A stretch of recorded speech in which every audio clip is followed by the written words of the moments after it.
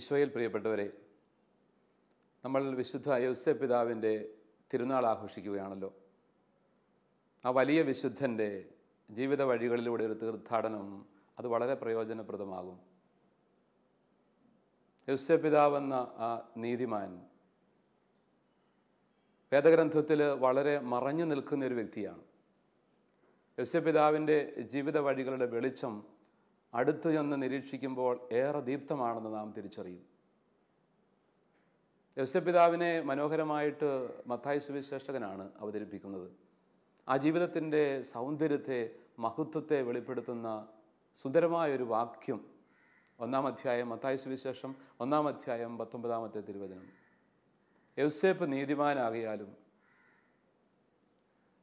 അവളെ അപമാനിതയാക്കാൻ ഇഷ്ടപ്പെടാകിയാലും അവളെ രഹസ്യമായി ഉപേക്ഷിക്കാൻ തീരുമാനിച്ചു. മനോഹരമായ ഈ തിരുവചനത്തിൻ്റെ അന്തരാർത്ഥം യൗസേപ്പ് എന്ന വ്യക്തിത്വത്തിൻ്റെ ആഴങ്ങളിലേക്ക് വിരൽ ചൂണ്ടുന്നുണ്ട്. ഈ വാക്യം യൗസേപ്പ് പിതാവിൻ്റെ ജീവിതത്തെ മുഴുവനും സമാഹരിച്ചുകൊണ്ട് ഉദാഹരിക്കാൻ സഹായകമാണ്. യൗസേപ്പ് പിതാവിൻ്റെ ജീവിതത്തിൻ്റെ ആധാരമായി നിലകൊള്ളുന്ന ഈ തിരുവചനത്തെ ആധാരമാക്കിയാണ് നമ്മുടെ ചിന്തകൾക്ക് വെളിച്ചം പകരാൻ ശ്രമിക്കുന്നത്.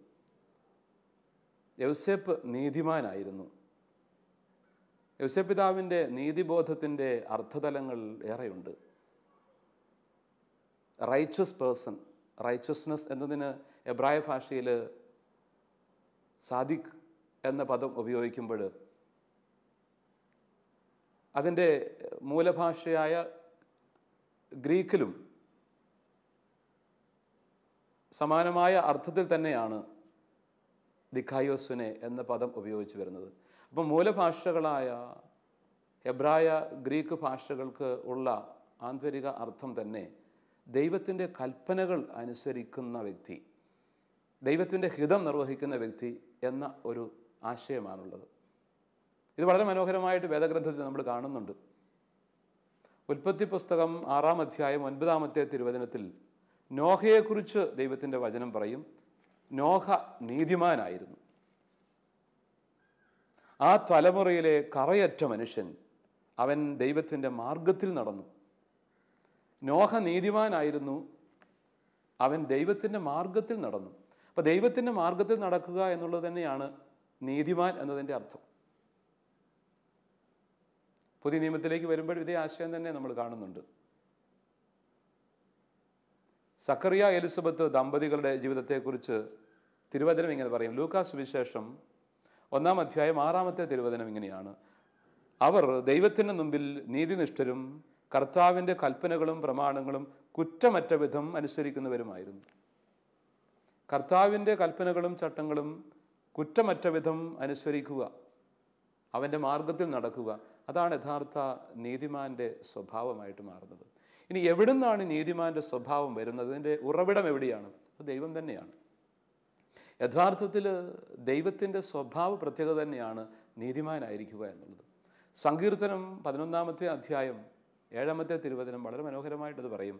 കർത്താവ് നീതിമാനാണ്, നീതിനിഷ്ഠമായ പ്രവൃത്തികൾ ചെയ്യുന്നത് അവിടുന്ന് ഇഷ്ടപ്പെടുന്നു, പരമാർത്ഥ ഹൃദയർ അവിടുത്തെ മുഖം കാണുന്നു. കർത്താവാണ് നീതി എന്നതിൻ്റെ ഒരു ആരൂപമായി മാറുന്നത്.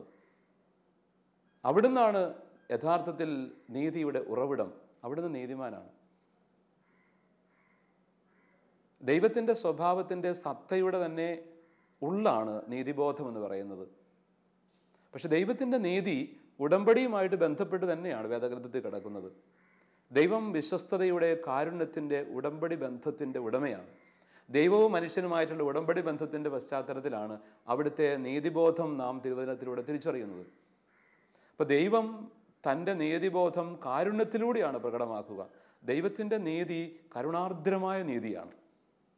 ഈ കാരുണ്യത്തിൻ്റെ മുഖത്തിൻ്റെ ഏറ്റവും പൂർണ്ണമായ പ്രകാശനം, മാനുഷിക രൂപത്തിൽ നമ്മൾ കണ്ടുമുട്ടുന്ന ഏറ്റവും പൂർണ്ണമായ പ്രകാശനമാണ് ഈശോ മിശിഹ. അതുകൊണ്ടാണല്ലോ ഫ്രാൻസിസ് പാപ്പായുടെ അപ്പസ്തോലിക പ്രബോധനത്തിൻ്റെ തുടക്കത്തിൽ തന്നെ അദ്ദേഹം പറഞ്ഞു വെക്കുന്നത്, കാരുണ്യത്തിൻ്റെ വർഷം ആരംഭിക്കുന്ന പ്രബോധനത്തിൽ അദ്ദേഹം പറയും, ഈശോ മിശിഹ ദൈവപിതാവിൻ്റെ കാരുണ്യത്തിൻ്റെ മുഖമാണ്. അപ്പോൾ ദൈവപിതാവിൻ്റെ കാരുണ്യത്തിൻ്റെ മുഖമായ ഈശോ മിശിഹ നീതിബോധത്തിൻ്റെ, നീതിനിഷ്ഠയുടെ ആൾരൂപമായിട്ട് കൂടെ മാറുന്നു. പഴയ നിയമത്തിൽ വെളിപ്പെടുത്തി വരുന്ന ദൈവത്തിൻ്റെ ആ ഒരു മുഖം കൂടുതൽ ആഴമായും ആർദ്രമായും അർത്ഥപൂർണമായും നമ്മൾ ഈശോ മിശിഹായിലൂടെ, അവിടുത്തെ തിരുവചനത്തിലൂടെ മനസ്സിലാക്കുന്നുണ്ട്. ആ ഒരു വലിയ വെളിപ്പെടുത്തലും മിശിഹായിലൂടെയാണ് കൂടുതൽ ആഴത്തിൽ നമ്മൾ തിരിച്ചറിയുന്നത്. പുതിയ നിയമത്തിൻ്റെ ഒരു ധാർമ്മികത, അത് മത്തായി സുവിശേഷകൻ മനോഹരമായിട്ട് 5-ാം അധ്യായം മുതൽ 7-ാം അധ്യായം വരെയുള്ള മലയിലെ പ്രസംഗത്തിലൂടെ അവതരിപ്പിക്കും. പുതിയ ധാർമ്മികതയുടെ പ്രബോധനം ഈശോ മിശിഹായാകുന്ന പുതിയ മോശയിലൂടെ അവതരിപ്പിക്കുകയാണ് മത്തായി സുവിശേഷകൻ ചെയ്യുന്നത്. പുതിയ മോശ എന്ന് പറയുമ്പോൾ ആദ്യത്തെ നിയമദാതാവ് മോശയാണെങ്കിൽ, ദൈവത്തിൻ്റെ നിയമം നൽകിയത് മോശയിലൂടെയാണെങ്കിൽ, ഇതാ പുതിയ നിയമത്തിൻ്റെ ദാതാവായ ഈശോ മിശിഹായെ പുതിയ മോശയായിട്ടാണ് മത്തായി സുവിശേഷകൻ അവതരിപ്പിക്കുന്നത്. ആ പുതിയ മോശയിലൂടെ നിയമത്തിൻ്റെ സാരവത്തായ ആ ആശയം സുവിശേഷകൻ മനോഹരമായിട്ട് അവതരിപ്പിക്കുമ്പം അതൊരു പുതിയ ധാർമ്മികതയുടെ പ്രബോധനമായിട്ട് മാറുന്നു. പുതിയ ധാർമ്മികതയുടെ ഈ പ്രബോധനം ആഴത്തിൽ, ഹൃദയത്തിൽ സ്വാംശീകരിച്ച ആൾരൂപമായി മാറിയ വ്യക്തിയായിരുന്നു മാർ യൗസേപ്പ്. ഈ യൗസേപ്പ് പിതാവിൻ്റെ ജീവിതത്തെ എങ്ങനെയാണ് നമ്മൾ തിരിച്ചറിയേണ്ടെന്നാണ് ഇവിടെ ശ്രദ്ധിക്കുന്നത്.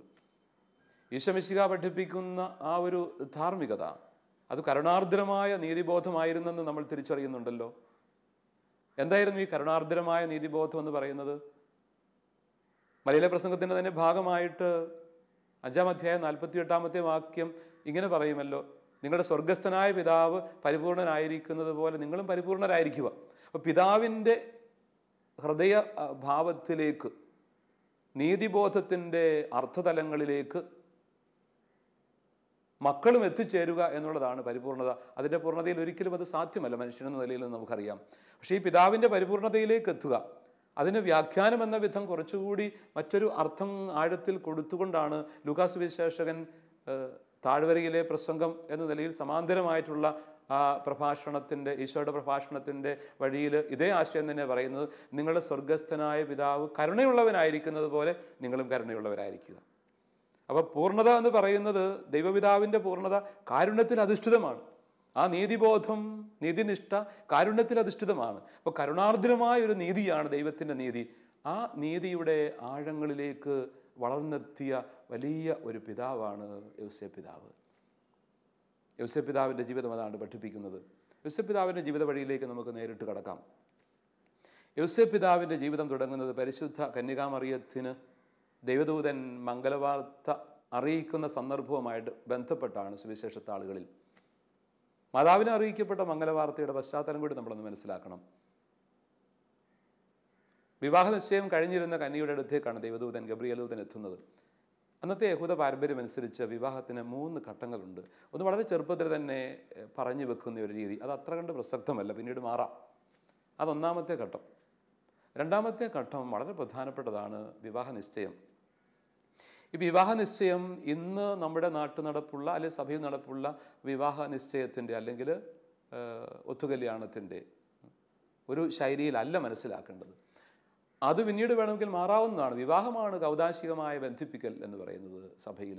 പക്ഷേ അന്നത്തെ യഹൂദ പാരമ്പര്യം അനുസരിച്ച് വിവാഹ നിശ്ചയം തന്നെ ഏതാണ്ട് വിവാഹ തുല്യമായൊരു ഉടമ്പടിയായിരുന്നു. ഈ ഒരു ഉടമ്പടിയിൽ പങ്കുചേരുന്ന വ്യക്തിക്ക് ഭാര്യ ഭർത്താക്കന്മാരെ പോലെ തന്നെയാണ് അവർ ജീവിക്കാൻ കടപ്പെട്ടിരുന്നത്, സഹവസിക്കുന്നില്ല എന്നതൊഴികെ. അപ്പോൾ അങ്ങനെയുള്ള ബന്ധവും ബാധ്യതകളും കടമകളും കടപ്പാടുകളും ഒക്കെ പരസ്പരം ഉണ്ടാകും വിവാഹ നിശ്ചയം കഴിഞ്ഞിരിക്കുന്ന ദമ്പതികൾ. അതിലൊരാൾ മരിച്ചു കഴിഞ്ഞാൽ ഏതെങ്കിലും തരത്തിൽ മറ്റേയാൾ വിവാഹം കഴിച്ച വ്യക്തി അതിലൊരാൾ മരണപ്പെട്ടു എന്നതിൽ തന്നെ അറിയപ്പെടുന്നത്. ഭാര്യ മരിച്ചു കഴിഞ്ഞാൽ വിഭാര്യനായിട്ട് അറിയപ്പെടും. പ്രത്യേകിച്ചും ഭർത്താവ് മരണപ്പെട്ടു കഴിഞ്ഞാൽ വിധവയായിട്ട് തന്നെയാണ് സ്ത്രീ അറിയപ്പെട്ടിരുന്നത് വിവാഹ നിശ്ചയം കഴിഞ്ഞിരിക്കുന്ന വേളയിൽ പോലും. അത്ര കണ്ട് അതൊരു ബന്ധമായിട്ട് തന്നെ അവർ മനസ്സിലാക്കിയിരുന്നു. ഇങ്ങനത്തെ ഒരു പശ്ചാത്തലത്തിലാണ് ദൈവദൂതൻ്റെ അറിയിപ്പ്, നീ ഗർഭം ധരിച്ച ഒരു പുത്രനെ പ്രസവിക്കും, പരിശുദ്ധാത്മാവിനാൽ നീ ഗർഭവതിയാകാൻ പോകുന്നുവെന്ന്. മാതാവിനത് മനസ്സിലാക്കാൻ സാധിക്കുന്നില്ല. പക്ഷെ മാതാവ് അതിനെക്കുറിച്ച് ആരായുകയും ദൈവത്തിൻ്റെ ആത്മാവ് അവളിൽ നിറയും എന്ന് ഉറപ്പ് കൊടുത്തുകൊണ്ട് ദൈവത്തിന് അസാധ്യമല്ല എന്ന് ദൈവദൂതൻ ഉറപ്പ് കൊടുക്കുന്ന സമയത്തിൽ വലിയ വിശ്വാസ സമർപ്പണം അമ്മ നടത്തുന്നുണ്ട്. അമ്മ ഇത് മനസ്സിലാക്കുന്നുണ്ട്. മാതാവും വലിയൊരു സംഘർഷത്തിലൂടെ കടന്നു പോകുന്നുണ്ട്. പക്ഷേ ഈ സമയത്ത് യൗസേപ്പ് പിതാവിന് ദൈവദൂതൻ്റെ സന്ദർശനം ഇല്ല എന്നുള്ളതാണ് ദൈവത്തിൻ്റെ പദ്ധതിയുടെ ഭാഗം. അതൊരു മനോഹരമായ ദൈവിക ഇടപെടലാണ്. ദൈവം അവിടെ ദൈവദൂതനെ അയച്ചുകൊണ്ട് യൗസേപ്പ് പിതാവിനെ ആ സമയത്ത് ഈ വിവരം അറിയിക്കുന്നില്ല. നമ്മൾ മാനുഷികമായിട്ട് ചിന്തിക്കുമ്പോൾ എന്തുകൊണ്ടാണ് ദൈവദൂതന് ഈ സമയത്ത് യോസേപ്പിതാവിനെ കുറിച്ച് വിവരം അറിയിച്ചിരുന്നെങ്കിൽ ബുദ്ധിമുട്ട് കൂടാതെ, ഒരു സംശയമോ അസ്വസ്ഥതയോ ഭാരമോ കഠിനമായ ഹൃദയബദ്ധയോ ഒന്നും കൂടാതെ തന്നെ കാര്യങ്ങൾ മുൻപോട്ട് പോകുമായിരുന്നല്ലോ എന്ന് നമ്മൾ സ്വാഭാവികമായിട്ട് ചിന്തിക്കും. പക്ഷേ ദൈവത്തിൻ്റെ പദ്ധതി അങ്ങനെയല്ല രൂപപ്പെട്ടു വരുന്നത്. യോസേപ്പ് ഈ വിവരം അറിയുമ്പോൾ വല്ലാതെ അസ്വസ്ഥനാകുന്നു. സ്വാഭാവികം. തൻ്റെ പ്രിയപ്പെട്ട ഭാര്യ, വിവാഹ നിശ്ചയം കഴിഞ്ഞിരിക്കുന്ന വ്യക്തി അവിഹിതമായി ഗർഭം ധരിച്ചിരിക്കുന്നു. അതാണ് അദ്ദേഹത്തെ വല്ലാതെ അലട്ടുന്ന വലിയ ആത്മസംഘർഷം. കഠിനമായ ആത്മസംഘർഷത്തിലൂടെ ഈ മനുഷ്യൻ കടന്നുപോയിക്കൊണ്ടിരിക്കുകയാണ്. സ്വാഭാവികമായിട്ടും അന്നത്തെ യഹൂദ നീതി അനുസരിച്ചാണെങ്കിൽ ഇത് വേണ്ടപ്പെട്ട അധികാരികളുടെ അടുക്കൽ അറിയിക്കുകയും അവൾ അവിഹിത ബന്ധത്തിന് കല്ലെറിഞ്ഞ് കൊല്ലപ്പെടുകയും ചെയ്യേണ്ടതാണ്. അതാണ് നീതിബോധം. അന്നത്തെ യഹൂദരുടെ നീതിബോധത്തിൻ്റെ ശരിയായ ഒരു പ്രാവർത്തിക രൂപം അതാണ്. പക്ഷേ യൗസേപ്പ് എന്ന നീതിമാൻ, കർത്താവിനാൽ പ്രത്യേകം തിരഞ്ഞെടുക്കപ്പെട്ട ആ വന്യപിതാവ് അതിനേക്കാൾ ഉന്നതമായ പുതിയ നിയമത്തിൻ്റെ ധാർമ്മികതയിലേക്ക് ഉയർന്നിരുന്നു. കരുണാർദ്രമായ സ്നേഹത്താൽ ഹൃദയം നിറഞ്ഞ മനുഷ്യന് ആദ്യം ഇവിടെ വചനം 19-ാമത്തെ വാക്യം 1:19 പറഞ്ഞതുപോലെ തന്നെ അവളെ രഹസ്യമായി ഉപേക്ഷിക്കാൻ തീരുമാനിച്ചു. വലിയൊരു ആത്മസംഘർഷമാണത്. രഹസ്യമായി ഉപേക്ഷിക്കുന്നതിൽ ഒരു പക്ഷെങ്കിൽ യൗസേപ്പ് തന്നെ കുറ്റക്കാരനായി വിധിക്കപ്പെട്ടേക്കാം. അദ്ദേഹത്തിന് ഒരുപക്ഷെ ലഭിക്കാവുന്ന ആദരവുകൾ നഷ്ടപ്പെട്ടേക്കാം. താൻ തൻ്റെ പ്രിയപ്പെട്ട ഭാര്യയെ കുറ്റം വിധിക്കുന്നില്ല. ഞാൻ മൂലം അവൾ വേദനിക്കരുത്, അവൾക്കൊരു കുറവും വരരുത്, അവൾ എല്ലാ അർത്ഥത്തിലും സംരക്ഷിക്കപ്പെടണം, ആ ജീവൻ്റെ മഹത്വം എന്ന് അദ്ദേഹം തിരിച്ചറിഞ്ഞുകൊണ്ട് മറിയത്തെ ഉപേക്ഷിക്കാതെ, എന്ന് വെച്ചാൽ മനസ്സുകൊണ്ട് ഉപേക്ഷിക്കാതെ, തള്ളി പറയാതെ, മരണത്തിന് വിട്ടുകൊടുക്കാതെ ആ മനുഷ്യൻ സാവധാനം മാറി നടക്കുകയാണ്. ഈ സമർപ്പണം അത് കരുണാർദ്രമായ നീതിബോധത്തിൻ്റെ, പുതിയ നിയമത്തിൻ്റെ ധാർമ്മികതയുടെ ഉത്തമ ഉദാഹരണമാണ്. ഈ യോസേപ്പ് പിതാവ് എന്നെയും നിങ്ങളെയും നമ്മുടെ കുടുംബങ്ങളെയും ഇന്ന് ചലഞ്ച് ചെയ്യുന്നുണ്ട്. എത്ര കുടുംബങ്ങളാണ് ചെറിയ സംശയത്തിന് നിഴലിൽ പോലും തകർന്ന് താറുമാറാകുന്നത്. നിസ്സാര കാര്യങ്ങളുടെ പേരിൽ പൊട്ടിത്തകരുന്ന കുടുംബ ബന്ധങ്ങൾ, താലിച്ചരട് പൊട്ടിച്ചു തരണേ എന്ന് പറഞ്ഞുകൊണ്ട് ഒരു കൊച്ചു കാര്യത്തിൻ്റെ പേരിൽ ക്യൂ നിൽക്കുന്ന, കുടുംബ കോടതികളുടെ മുമ്പിൽ ക്യൂ നിൽക്കുന്ന ഭാര്യ ഭർത്താക്കന്മാർ. ഈ കാലഘട്ടത്തിൻ്റെ കണ്ണീരാണത്, കഠിനമായ വ്യഥയാണത്. കുടുംബ തകർച്ചയുടെ എത്രമാത്രം ഏടുകളാണ് അങ്ങനെയുള്ളത്. കുടുംബങ്ങളുടെ തകർച്ചയാണ് സമൂഹത്തെ തകർക്കുന്നത്. അടിസ്ഥാനപരമായ സമൂഹ തകർച്ച, സമൂഹത്തിൻ്റെ സർവ്വതോന്മുഖമായ നാശം ആരംഭിക്കുന്നത് കുടുംബത്തിലാണ്. ഭാര്യ ഭർത്തൃ ബന്ധത്തിലാണ് അവിടെ തകർച്ചകൾ തുടക്കം കുറിക്കുന്നത്.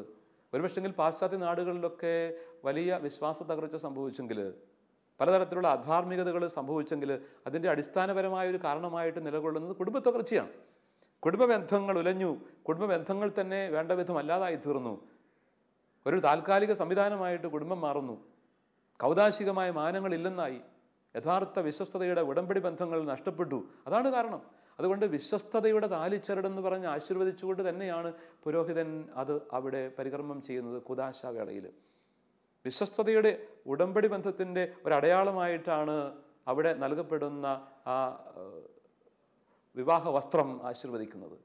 അതെല്ലാം വിശ്വസ്ത ഉടമ്പടിയുടെ ബന്ധമായിട്ടാണ് കാണിക്കുക. അപ്പോൾ ഈ വിശ്വസ്ത ഉടമ്പടിയിൽ പങ്കുചേരുന്ന ഭാര്യ ഭർത്താക്കന്മാർ എന്തുമാത്രം കരുതലോടുകൂടി കാരുണ്യപൂർവ്വം വിട്ടുവീഴ്ച ചെയ്യണം എന്നുള്ള വലിയ ഓർമ്മപ്പെടുത്തൽ യോസേപ്പ് പിതാവ് നമുക്ക് തരുന്നുണ്ട്. തിരുനാൾ ദിവസത്തിൽ യോസേപ്പ് പിതാവിനെ നമ്മൾ സ്നേഹിക്കുന്നുണ്ടെങ്കിൽ, ആദരിക്കുന്നുണ്ടെങ്കിൽ, പുണ്യവാനോട് മാധ്യസ്ഥം പ്രാർത്ഥിക്കുന്നുണ്ടെങ്കിൽ, ആ വലിയ പിതാവിൻ്റെ സാന്നിധ്യം നമ്മൾ ആഗ്രഹിക്കുന്നുണ്ടെങ്കിൽ, ഇതാണ് അതിൻ്റെ പ്രധാനപ്പെട്ട സന്ദേശം. കുടുംബങ്ങളെ ഒന്നിപ്പിച്ച് നിർത്തുന്ന ആ വലിയ സന്ദേശം. കാരുണ്യപൂർവ്വം വിട്ടുവീഴ്ച ചെയ്യാൻ സാധിക്കുക, അല്പം പോലും മുറിപ്പെടുത്താതിരിക്കുക ജീവിത പങ്കാളിയെ. വാക്കുകൊണ്ട്, നോക്കുകൊണ്ട്, പ്രവൃത്തി കൊണ്ട് ജീവിത പങ്കാളിക്ക് നേരെ വിരൽ ചൂണ്ടാതിരിക്കുക, മുറിപ്പെടുത്താതിരിക്കുക.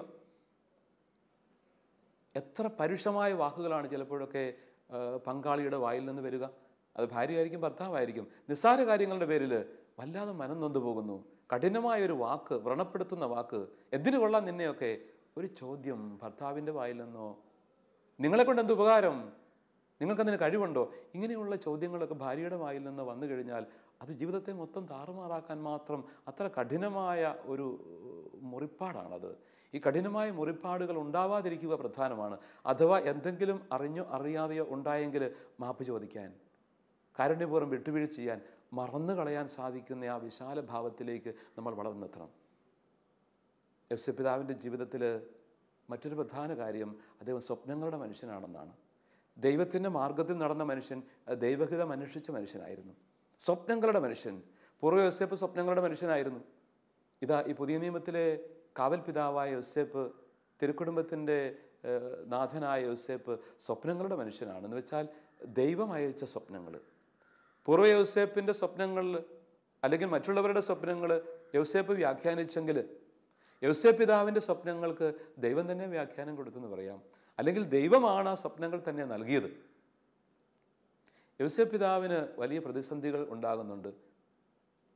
തിരുക്കുടുംബത്തെയുമായിട്ടുള്ള യാത്രകൾ, ഒളിച്ചോടേണ്ടി വരേണ്ട അനുഭവങ്ങൾ, ബേത്ലഹേമിൽ എത്തിക്കഴിഞ്ഞിട്ട് പിന്നെ അവിടെ നിന്നും മറ്റൊരു വഴിക്ക് തിരികെ പോകാനായിട്ട് ആവശ്യപ്പെടുന്ന മാലാഹയുടെ സന്ദേശം ദൈവത്തിൻ്റെ ഹിതമാണെന്ന് അദ്ദേഹം വായിച്ചെടുക്കുന്നു.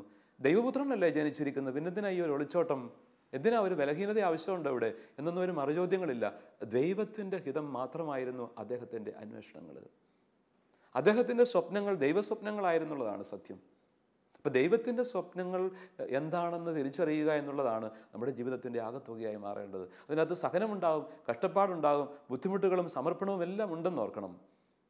യോസേപ്പ് പിതാവിനോട് വീണ്ടും ആവശ്യപ്പെടുന്ന കാര്യം വധിക്കപ്പെടാതിരിക്കാൻ വേണ്ടി, ഉണ്ണിമെശിയ വധിക്കപ്പെടാതിരിക്കാൻ വേണ്ടിയിട്ട്, വീണ്ടും ഒളിച്ചോടാൻ വേണ്ടിയിട്ട്. അങ്ങനെയുള്ളൊരു ഒളിച്ചോട്ടത്തിൻ്റെ ആവശ്യകത, വീണ്ടും തിരിച്ചു വരാൻ വേണ്ടി ആവശ്യപ്പെടുന്നു. ഇങ്ങനെയൊക്കെയുള്ള ഒരുപാട് സംഘർഷങ്ങൾ, കഠിനമായ കഷ്ടപ്പാടിൻ്റെ വേദനയുടെ അനുഭവങ്ങൾ, ഇതിനകത്തെല്ലാം വലിയൊരു അർത്ഥം അദ്ദേഹം കണ്ടെത്തുകയാണ്. കാരണം എൻ്റെ ദൈവത്തിൻ്റെ സ്വപ്നങ്ങൾ പൂർത്തിയാക്കേണ്ടവനാണ് ഞാൻ. എനിക്ക് സ്വന്തമായിട്ട് സ്വപ്നങ്ങൾ ഇല്ലെന്ന് വേണേൽ പറയാം. അല്ലെങ്കിൽ എൻ്റെ സ്വപ്നങ്ങൾ ദൈവസ്വപ്നങ്ങളോട് ചേർത്തുകൊണ്ട് യാഥാർത്ഥ്യമാക്കുക എന്നുള്ളതാണ് ദൈവഹിതം.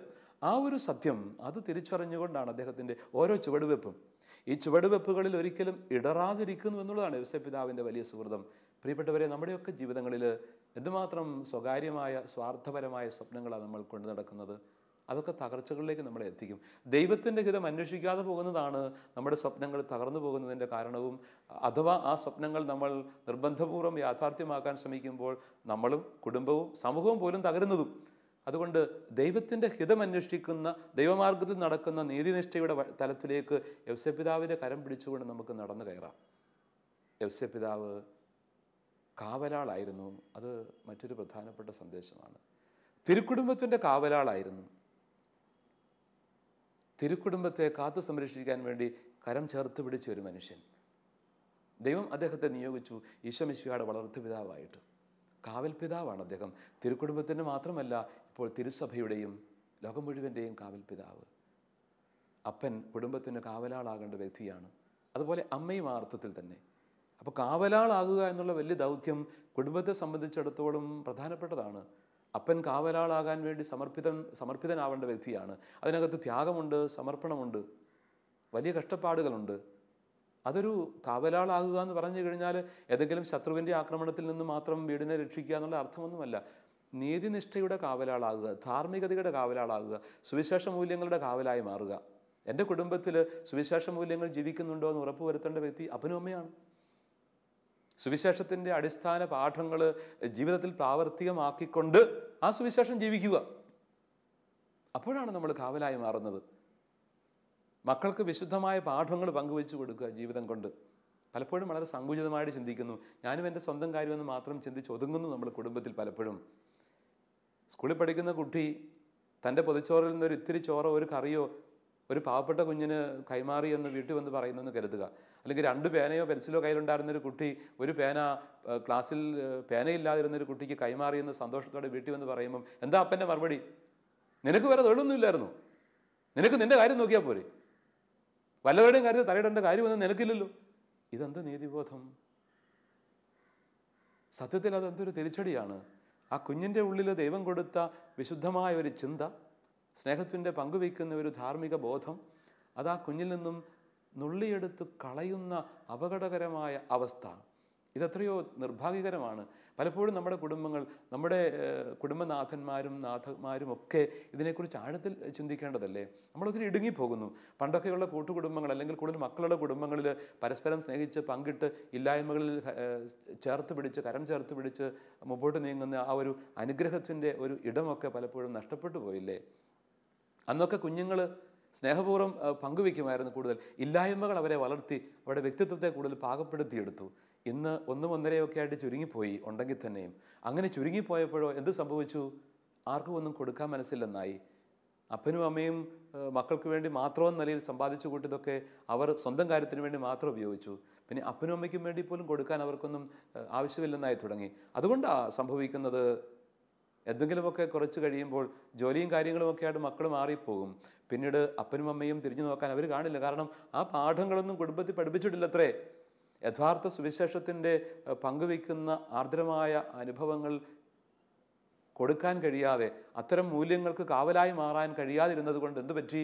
അവസാനം അപ്പനും അമ്മയും നിരാധാരരായി മാറുന്നു. വഴിയോരങ്ങളിലേക്ക് ഇറങ്ങിപ്പോകേണ്ട ഗതികേടുണ്ടാകുന്നു.